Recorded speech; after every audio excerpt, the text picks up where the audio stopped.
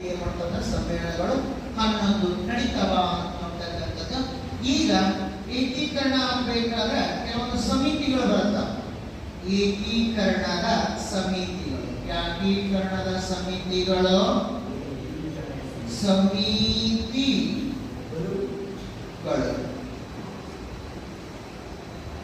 ನೋಡಿ. ಹಾಗಾದ್ರೆ ಯಾವ್ಯಾವ ಸಮಿತಿಗಳು ನೋಡಿದಾಗ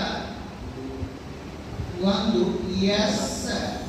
ಕೆ ದಾರ್ ಸಮಿತಿ. ಯಾವ ಸಮಿತಿ? ಕೆ ದಾರ್.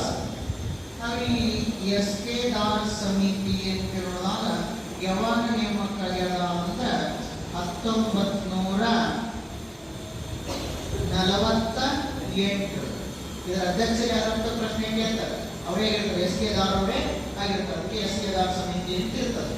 ಅದು ಇದಕ್ಕೆ ಮುಂದೆ ಹೇಳಿದ್ರು ನೋಡಪ್ಪ, ಆಂಧ್ರ ಪ್ರದೇಶ, ಕರ್ನಾಟಕ, ಕೇರಳವನ್ನ ಭಾಷೆ ಆಧಾರದ ಮೇಲೆ ನೀವು ಒಂದುಗೂಡಿಸ್ಬೇಕು, ಏಕೀಕರಣ ಮಾಡಬೇಕು ಅಂತ ಹೇಳಿದ್ರು. ಬಟ್ ಇದಕ್ಕೆ ಏನ್ ಮಾಡೋದಾಗಲಿಲ್ಲ ಅಂತೇಳಿ ನೋಡಿದಾಗ ಕೂಡಿಸೋದಾಗಲಿಲ್ಲ. ಅದಕ್ಕಾಗಿ ಈ ಆಯೋಗ ಏನಾಗ್ತದೆ ಅಂದ್ರೆ ಸಮರ್ಥವಾದ ವರದಿ ಕೊಡುವುದು, ಏಕೀಕರಣ ಮಾಡಕ್ಕೆ ಶಿಫಾರಸು ಮಾಡೋದಾಗಲಿಲ್ಲ. ಇದು ಆದ ನಂತರ ಇನ್ನೊಂದು ಕಮಿಟಿ ಬರ್ತದೆ, JVP ಕಮಿಟಿ ಅಂತ. JVP ಕಮಿಟಿ ಅಂತ. ಹಾಗೆ ಈ JVP ಕಮಿಟಿಯನ್ನ 1948 ನೇಮಕ ಆಗ್ತದ. ಹಾಗಾದ್ರೆ ಇದರಲ್ಲಿ ಎಷ್ಟು ಜನ ಸದಸ್ಯರಿದ್ರು ಅಂದ್ರೆ 3 ಜನ. ಎಷ್ಟು ಜನ? ಹಾಗಾದ್ರೆ ಆ 3 ಜನ ಯಾರ್ಯಾರು ಅಂದ್ರೆ ನೆಹರು, ವಲ್ಲಭಾಯಿ ಪಟೇಲ್. ಈ 3 ಜನ ಸದಸ್ಯರು ಜವಾಹರ್ಲಾಲ್ ನೆಹರು, ವಲ್ಲಭಾಯಿ ಪಟೇಲ್, ಪಟ್ಟಾಭಿ ಸಿದ್ದರಾಮಯ್ಯ.